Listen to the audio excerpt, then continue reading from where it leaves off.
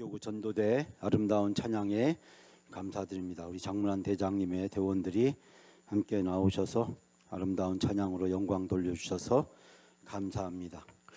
제가 아까 말씀드렸지만 정말 우리가 수요예배, 한국교회 수요예배가 언제까지 갈 수 있을까? 여러분, 우리 가까운 교회 수요예배 안 드리는 교회 있죠. 우리 가까운 교회에 주일 오후 예배를 안 드리는 교회가 있습니다. 한국 교회가 예배가 계속 퇴조해 가는 이 상황에서 우리가 수요 예배를 드릴 수 있다는 거 우리가 큰 은혜고 큰 기쁨이자 큰 축복입니다. 제 영상 보여주세요. 영상. 예.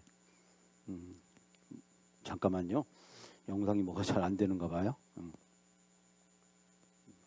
그래서 우리가 수요 예배를 드릴 수 있는 것이 우리 영광교회 성도들에게 큰 기쁨이고 은혜인 줄 믿습니다. 아까 제가 말씀드렸지만 10개 교회 중에서 찬양팀 찬양이 있는 교회가 두세 개 될까 말까고, 그 중에서 신디나 드럼이 있는 교회는 2개가 될까 말까고. 제가 또 목사님들한테 물었습니다. 제가 수요일마다 이렇게 파워포인트로 이렇게 설교를 준비하는데 목사님들 어떻게 생각하십니까? 라고 물었더니 목사님들이 하는 말씀이 첫 번째는 깜짝 놀래고, 두 번째는 어떻게 하려고 그런 무모한 짓을 하느냐, 저한테 그렇게 얘기했습니다. 어떻게 앞으로 감당하려고, 그걸 날마다 어떻게 감당하려고 하냐고. 지금 갑자기 영상이 잘 안 돼서요. 조금만 하면 될 것 같습니다. 예, 될 것 같습니다. 이제 자, 예.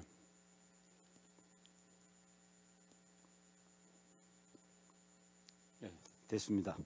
그래서 제가 이렇게 여러분들한테 하면서 저도 힘들고 어렵지만, 그러나 어떻게 하면 성경을 여러분들이 좀 읽을 수 있도록 도와드릴 수 있을까. 이 일이 저한테도 어렵지만은 여러분한테도 물론 쉬운 일이 아니라는 생각을 하게 되었습니다. 그래서 제가 될 수 있는 한 쉽고 될 수 있는 한 간단하게 여러분이 성경을 좀 평생 지금까지 성경을 읽어오셨는데 성경을 다시 한번 읽을 수 있는 좋은 기회를 줬으면 좋겠다라는 생각에서 하게 되었습니다. 이번에 제가 세미나를 갔다 왔는데요. 강릉교회를 갔다 왔습니다. 이 강릉교회, 지금 여러분이 보시지만 이 강릉교회를 가보면 저도 처음 가봤는데 깜짝 놀랐습니다. 깜짝 놀랐어요. 교회가 얼마나 큰지 여러분이 지금 보시는 게 다 이게 교회고, 맨 우측에 있는 것이 이제 웨딩홀입니다. 교인들도 결혼하고 또 지역에서 누가 원하는 사람이 있으면 교회에서 결혼할 수 있도록 해주고, 이 교회 크기에 이 강릉이란 이 지역, 강원도에서 좀 동해안에 있는 그런 지역이지만 제가 깜짝 놀랐습니다. 제가 이번 세미나를 받았는데요. 정말 모처럼 제가 학생이 되어서 앉아서 공부를 했습니다. 공부를 했는데 제가 2가지를 이번에 깨달았습니다. 첫 번째는 제가 너무 부족하다는 걸 깨달았어요. 제가 목사로서 너무 부족하구나. 목사로서 제가 지금까지 선생된 것처럼 학생들을 가르치고 목사들을 가르치고 또 교인들을 가르치려고 했는데 제가 너무 부족하구나 라는 사실을 깨닫게 되었습니다. 물론 제가 이 목사 훈련원은 제가 초기에 만들 때 제가 임원으로 같이 했고 제가 강사로도 활동을 했지만, 그러나 그때 활동했던 그 목사님들의 강의를 내가 다시 들으면서 그때는 못 깨달았는데 이제 제가 깨닫게 되었어요. 그것은 제가 너무 부족하구나, 제가 목사로서 너무 부족하구나 라는 사실을 아주 뼈저리게 느끼게 되었습니다. 두 번째는 제가 이제 종으로 살아야겠다라는 생각을 했습니다. 제가 어디에 가든지 교회에서든지 어디에 가든지 내가 장이라고 생각하지 않고 내가 이제 종으로 살아야겠다. 어느 자리든지 제가 예수님도 종이 되셨고 예수님도 제자들의 발 씻기기까지 하셨는데 제가 예수님 흉내라도 내고 예수님 따라가기라도 해야지 라는 생각을 하면서 제가 이제 종으로 살아야겠다. 그래서 종의 태도와 이 종의 자세를 가져야겠다라는 생각을 하면서 앞으로 지시하거나 명령하는 일은 하지 않겠다. 지시하거나 명령하지 않고 훈계하거나 책망하는 일도 하지 않겠다 라는 생각을 했습니다. 제 앞에서 무슨 일이 벌어진다고 할지라도 제가 절대 다른 사람을 훈계하거나 책망하거나 가르치려고 들지 않겠다. 왜? 제가 종이 돼야 되니까. 제가 종이 돼야 되니까. 그래서 제가 이번에 이 두 가지, 내가 너무 부족하구나, 제가 종으로 살아야겠구나 라는 것을 뼈저리게 느꼈습니다. 제가 갔더니 여러 많은 사람들이 저를 보고 깜짝 놀래요. 아니 어쩐 일이시냐고. 응? 강사로 오시던 분이 어떻게 학생으로 왔냐고. 저를 보고 또 제가 가르쳤던 학생들이 아니 총장님 어떤 일이냐고. 또 거기 강사로 오신 분들이 응? 아니 그때 우리 같이 강사로 활동했는데 지금 어디 계시냐고 저렇게 물으면서 제가 많은 도전을 받았습니다. 오늘 말씀은 바로 신명기입니다. 신명기를 여러분에게 어떻게 가장 쉽게 설명할 수 있을까? 제가 이 고민이 많이 됐습니다. 여러분, 이 신명기는 지난주도 잠깐 우리가 민수기를 배웠잖아요. 근데 민수기가 시내산에서 이 가데스 바네아, 이 바란 광야로 이스라엘 백성이 가잖아요. 우리가 오늘 함께 읽었던 본문, 바로 이 가데스 바네아 사건을 모세가 회고하면서 설교하고 있는데요. 이 신광야, 이 가데스 바네아에서 이제 이스라엘 백성이 가나안 땅에 들어가기 위해서 모압 평지로 가게 되잖아요. 이 모압 평지, 요단강 건너편에 있죠. 요단강을 건너가면 이제 여리고가 있게 됩니다. 이 모압 평지에서 모세가 마지막 설교를 하게 됩니다. 여러분, 모세의 마지막 설교, 바로 그것이 신명기 말씀입니다. 그런데 이 신명기 말씀은 어떻게 우리에게 전해지게 되었을까라는 것입니다. 그것은 유다가 통치하던 요시야 왕, 이 요시야 왕 621년에 요시야 왕이 종교개혁을 단행하다가 성전을 수리하는데, 성전을 수리하다가 그 성전에서 성경책을 발견하게 되었어요. 우리 말하자면 오늘날 이런 성경책이 아니라 이 두루마기죠. 이 두루마기, 여러분이 지금 보시는 이 사진의 두루마기, 그 두루마기를 이 대사장 hil기야가 발견하게 됐는데, 그 두루마기가 바로 뭐였냐면 신명기였습니다.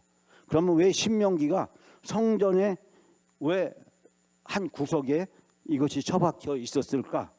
바로 남북 왕들이 타락하고 부패했기 때문에 그들이 하나님의 말씀을 감추어버리고 하나님 말씀을 외면해서 이 말씀이 성전 그 어느 곳에 처박혀 있다가 이 요시야의 종교개혁 때 hil기야가 발견하고 그 율법책을 읽은 것이 바로 신명기였습니다. 그래서 그 신명기 말씀을 가지고 이제 요시야 왕이 종교개혁을 대대적으로 단행하게 됩니다. 결국 이 신명기 말씀을 통해서 이제 이스라엘이 새로운 힘을 얻을 수 있게 됩니다. 자, 여기서 그러면 이 요시야의 종교개혁에서 발견되었던 신명기는 어떤 말씀이었을까라는 것입니다. 여러분, 이제 저 뒤에 느고산을 배경으로 해서 모세가 마지막 이 모압 평야에서 이스라엘 백성들에게 설교를 하게 됩니다. 그 이스라엘 백성은 누구냐면 바로 광야 세대였습니다. 출애굽 세대는 다 죽었고 모세도 이제 죽음을 앞두고 있었습니다. 이제 가나안 땅에 들어갈 이 세대들은 다 출애굽 새로운 세대들인데, 이 세대들에게 모세가 마지막으로 하나님의 말씀 율법을 전하면서 너희가 가나안 땅에 들어가면 이 말씀대로 살아야 된다. 너희 부모들이 이 말씀대로 살지 못해서 애굽에서 나왔지만 광야에서 하나님의 은혜를 입었지만 결국 다 죽게 되지 않았냐. 너희 부모가 믿음으로 살지 못하고 불평불마다가 다 죽었던 것처럼 너희들은 그 부모의 전처를 밟지 말고 저 가나안 땅에 들어가면 오직 하나님의 말씀대로 살아야 된다는 것입니다. 그래서 모세가 전했던 말씀은 순종하면 살고 불순종하면 죽는다. 너희가 이 둘 중에 하나를 선택해야 된다. 순종하면 살고 불순종하면 죽게 된다. 여러분, 모세의 마지막 유언적 설교 3편이 바로 신명기의 말씀입니다. 이 신명기의 말씀은 무엇이 담겨져 있냐면, 왜 우리가 이 바벨론의 포로로 붙잡혀오게 되었는가. 이 신명기의 말씀의 내용은 언제 기록됐냐면, 이 바벨론의 포로로 붙잡혀 갔을 때 그 유브라데스 강과 티그리스 강가에서 이제 선지자들의 말씀을 생각하면서 우리가 왜 이곳에 포로로 붙잡혀 오게 되었는가. 지난 날을 돌아보니 깨닫게 된 게 2가지가 있어요. 첫 번째는 우리가 하나님 말씀에 불순종했구나. 두 번째, 우상을 섬겼구나. 그것이 바로 남북 왕국이 멸망을 당하고 성전이 파괴되고 우리가 이 바벨론까지 포로로 붙잡혀 오게 되었다라는 것입니다. 여러분, 신명기의 말씀은요, 오경의 최종적 결론이자 이 성경의 가장 중심이 되는 말씀이기도 합니다. 그렇기 때문에 율법의 가장 중요한 내용, 구약 성경의 가장 중요한 내용이 바로 이 신명기의 말씀입니다. 만약에 구약 성경 39권 중에서 한 권을 선택해야 된다면 바로 신명기 말씀을 선택해야 된다라고 랍비들은 그렇게 이야기를 합니다. 출애굽 말씀이 아니고 창세기 말씀도 아니고 민수기 레위기 말씀도 아니고 바로 이 오경 중에서 가장 중요한 성경 중에 성경이 바로 이 신명기다라고 하는 것입니다. 그러므로 어떤 랍비들은 이야기하기를 유대인이 유대인으로 태어난 것은, 하나님의 백성으로 태어난 것은 바로 이 신명기 말씀 때문이다. 그래서 이 신명기 말씀을 어떻게 지키느냐가 우리가 잘 살고 잘못 살고 살고 죽느냐가 결정된다라고 이야기를 합니다. 그래서 이스라엘 백성들은 이 신명기 말씀을 자녀교육, 지침서, 신앙교육의 가장 중요한 지침서로 생각하고 바로 모세가 이 신명기 말씀을 통해서 가나안 땅에 들어가서 어떻게 신앙생활하고 살아야 되는지 가이드북을 제시했다라고 이야기를 합니다. 이 신명기 말씀을 보면요, 크게 2번째 율법이 등장합니다. 여러분, 출애굽 20장에 보면 첫 번째 율법이 나오잖아요. 애굽에서 종되었던 너희를 인도하는 나 여호와가 가라사대, 그러면서 10계명이 쭉 나오죠. 그리고 율법 말씀이 나옵니다. 출애굽기 20장에 나온 첫 번째 율법. 그런데 이 신명기 5장에 보면 다시 2번째 율법이 등장을 하게 됩니다. 여러분, 첫 번째 율법은 애굽에서 나온 이 출애굽 세대에게 주신 말씀이고, 이 2번째 율법은 이제 가나안 땅에 들어가서 살게 될 이 출애굽 세대들의 자녀였던 광야 세대에게 주신 말씀입니다.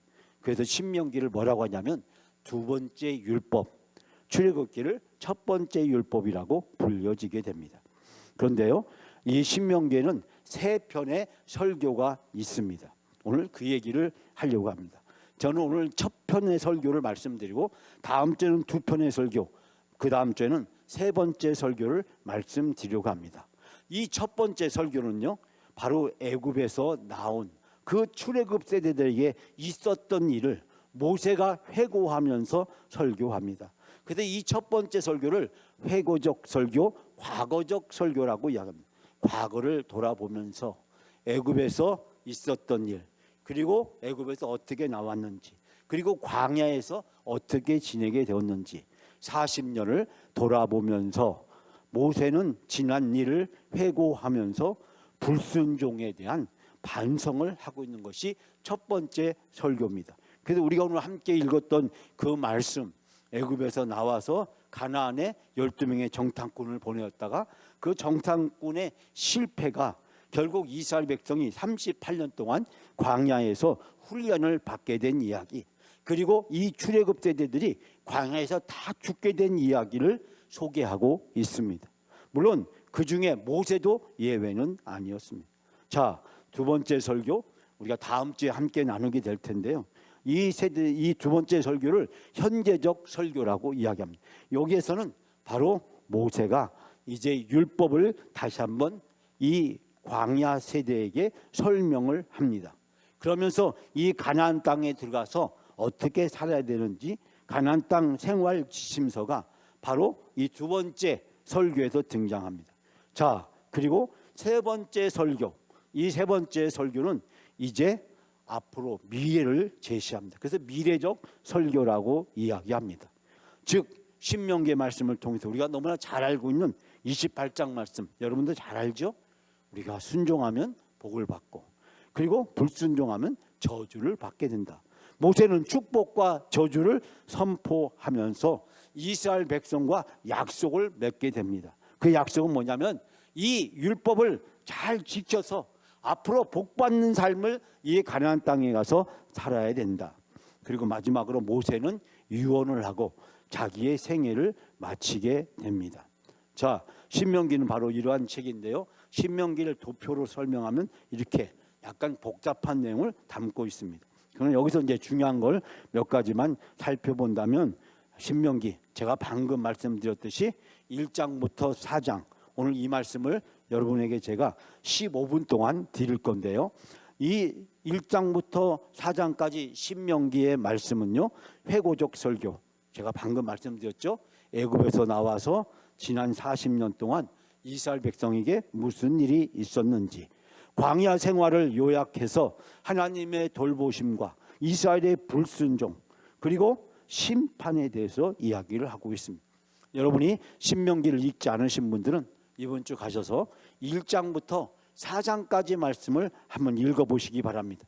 그러면서 읽으실 때 여러분이 지난 날을 회고하듯이 읽어보시기 바랍니다. 이스라엘 백성이 애굽에서 나와서 광야에서 어떤 일이 있었을까, 그 지나간 일을 돌아보면서 바로 모세가 무슨 말씀을 전했을까라고 생각하시면 됩니다.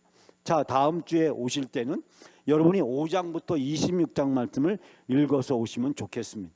여기는 바로 십계명을 비롯해서 두 번째 율법의 말씀을 선포하게 됩니다. 즉 가나안 땅에 들어가서 우리가 어떻게 살아야 되는지, 그 가나안 땅 생활의 생활 지침서, 신앙 지침서를 제시하고 있습니다.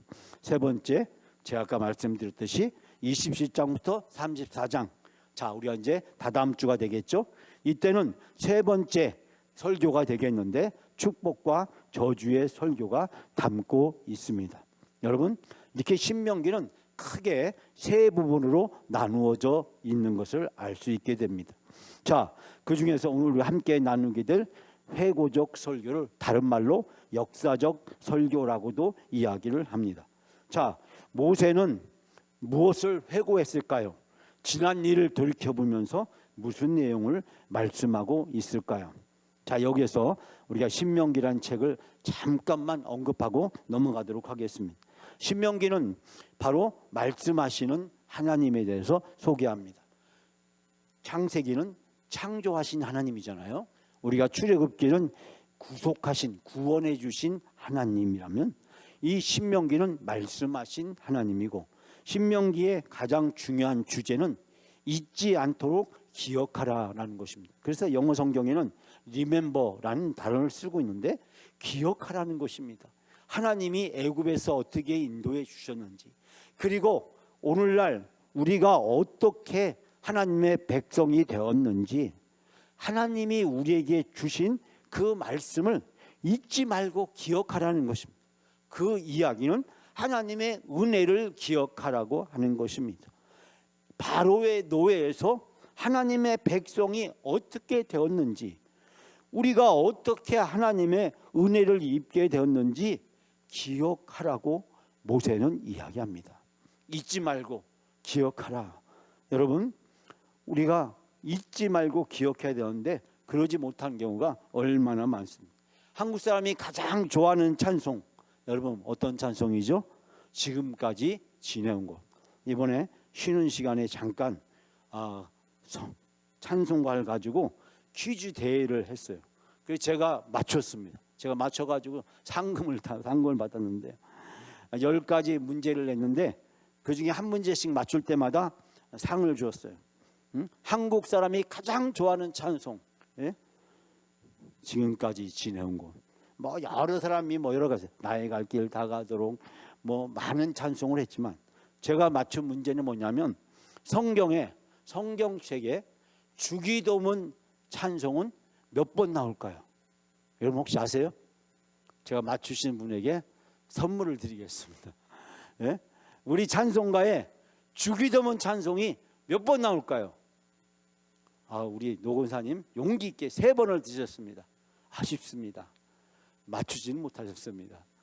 용기에 아주 감사드립니다. 예? 자, 우리 주기도문 찬송이 몇 번 나왔을까요? 근데요, 제가 그 사회자가 문제를 내자마자요, 딱 손을 들고 제가 딱 얘기해요. 바로 그냥 말 떨어지기 무섭게. 제가 뭐라고 했냐면요, 여러분이 못 맞추니까 제가 가르쳐 드릴게요. 2번요. 그랬더니 어떻게 그렇게 단번에 맞출 수 있냐고 사람들이 깜짝 놀라는 거예요. 말 떨어지기 무섭게 제가 2번.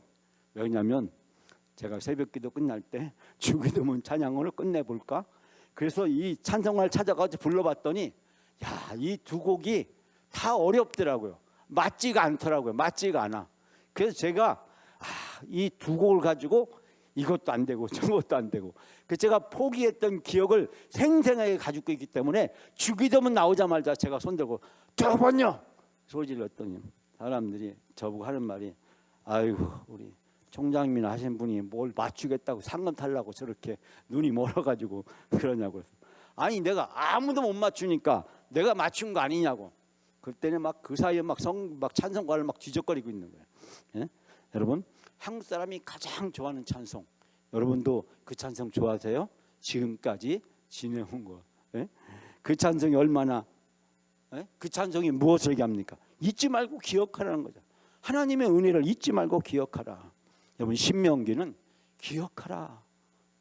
그 하나만 여러분이 기억하셔도 오늘 아주 신명기에 대해서 많은 공부를 하고 가시는 것입니다. 자, 이 신명기의 전체 말씀은 이제 6장에 등장하게 되는데 우리가 쉐마 이스라엘이라고 이야기하죠. 이 말씀은 다음 주에 나올 거기 때문에 오늘은 설명하지 않고 넘어가도록 하겠습니다. 자, 이 신명기가 주고 있는 말씀은 제가 앞에서 이미 다 얘기했어요. 모세의 고별 설교라고 이야기합니다.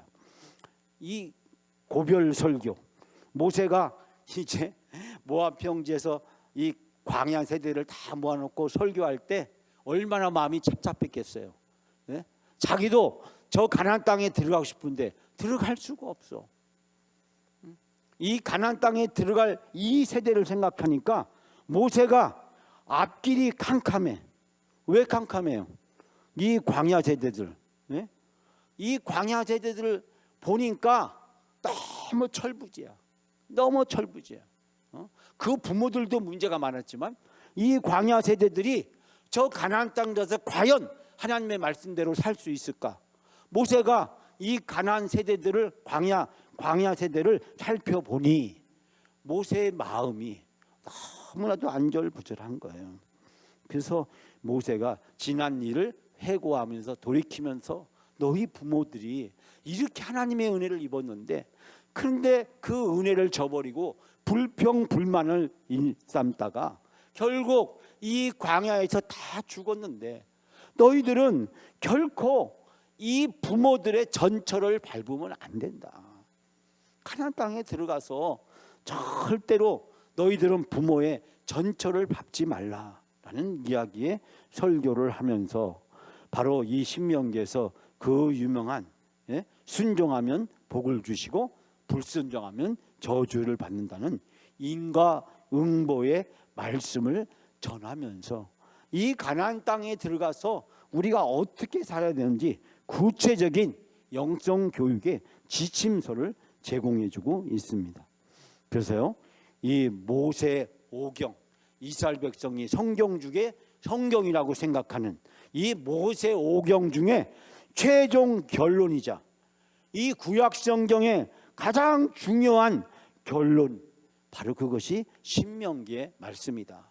아까 제가 말씀했지만 랍비는 이야기하기를 구약 말씀 39권 다 몰라도 뭐는 알아야 된다고요? 신명기 말씀은 알아야 된다.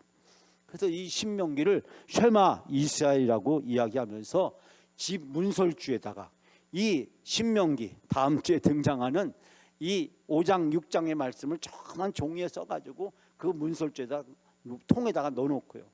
나갈 때 거기다가 키스를 하고 들어올 때 키스를 하고 그 여기다 매주자라고 머리에서 다음 주에 제가 사진을 보여드릴 건데요.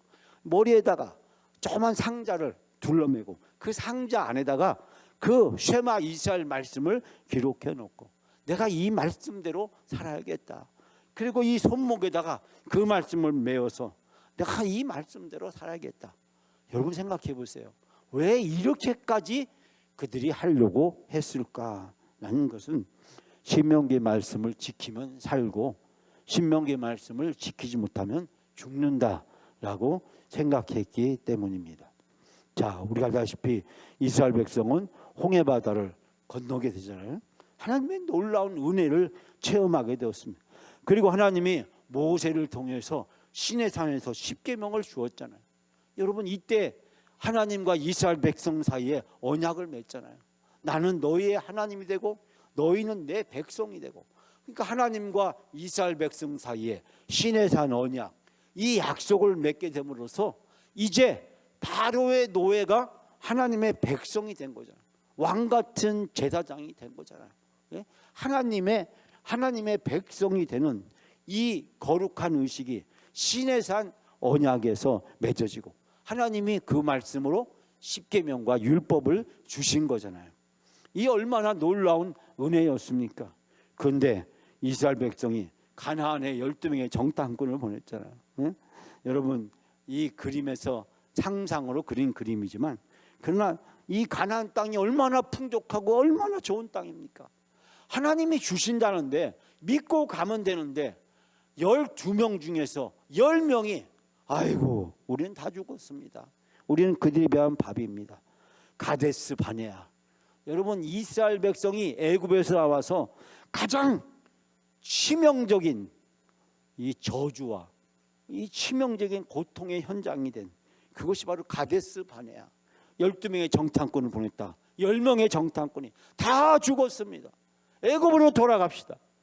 여러분 하나님이 화가 나가지고 이스라엘 백성을 38년 동안 광야에 입학을 시키잖아요.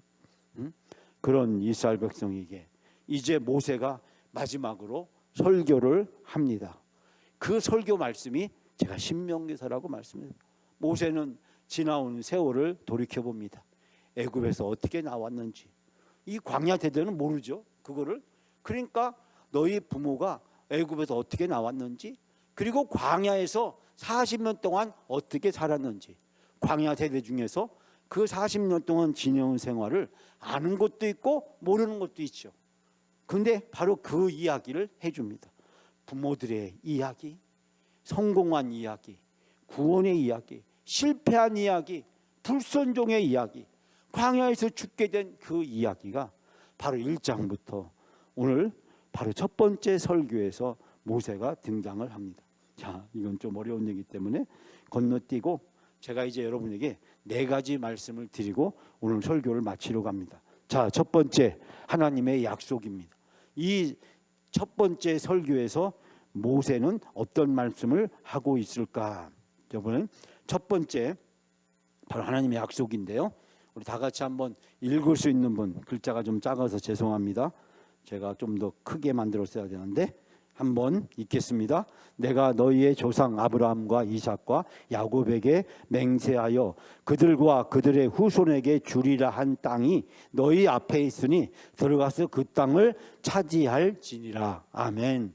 하나님이 땅을 주신다고 약속했잖아요. 누구에게? 아브라함, 이삭, 야곱, 요셉에게 약속하셨고 맹세해 주셨잖아요. 이 적광그런 땅은 하나님이 주신다고 약속한 땅이잖아요.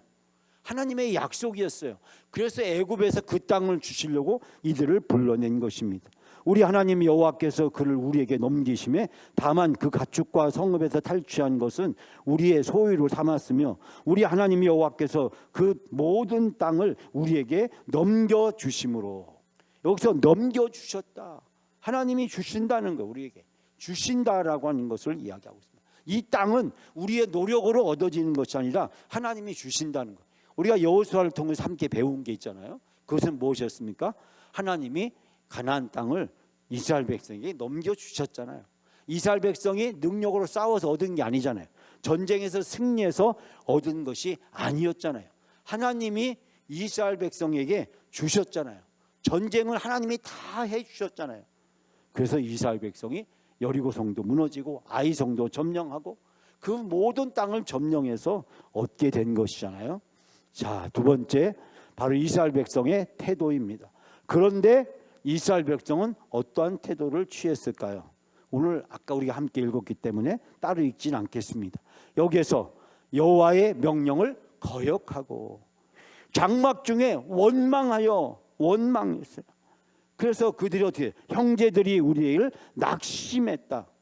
하나님의 명령을 거역하고 원망하고 낙심했다라는 이야기를 하고 있습니다.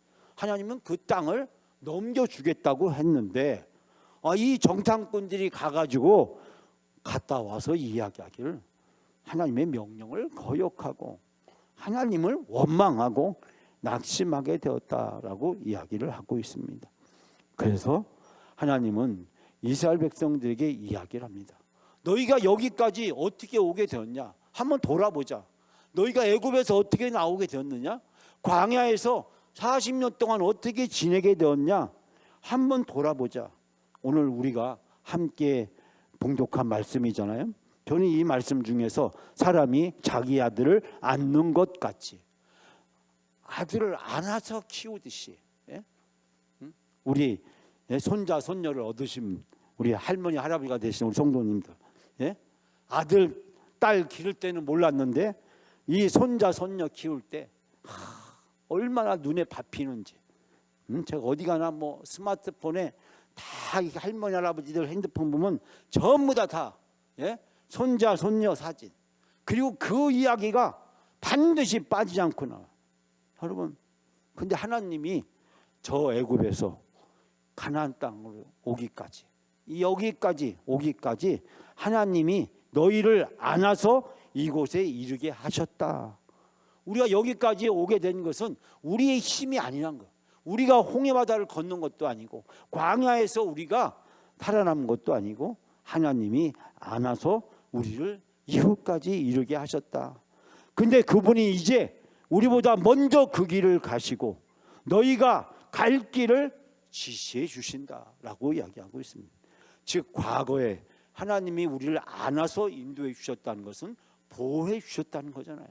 그런데 하나님이 앞으로 갈 땅도 먼저 하나님이 가시고 그리고 불기둥과 구름기둥으로 하나님이 인도해 주신다라고 이야기하고 하나님이 불기둥과 구름기둥으로 이스라엘 백성이 갈 길을 인도해 주시겠다라고 말씀하고 있습니다.